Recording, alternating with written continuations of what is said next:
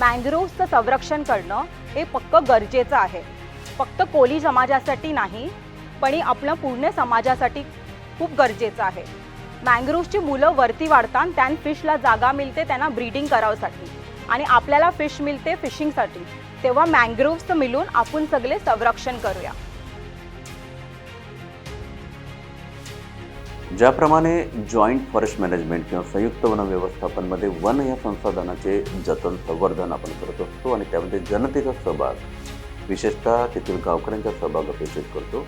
त्याचप्रमाणे येथे joint fisheries management किंवा संयुक्त मत्स्य व्यवस्थापन यामध्ये आपण तेथील जनतेचा, विशेषतः कोळी, कहार, ढिवर, भोई ही जी कम्युनिटी, हा जो समुदाय आहे, यांच्या मदतीने आपण पर्यावरणाचे संरक्षण करण्याची जी संकल्पना आहे ती राबवण्याचा प्रयत्न करतो.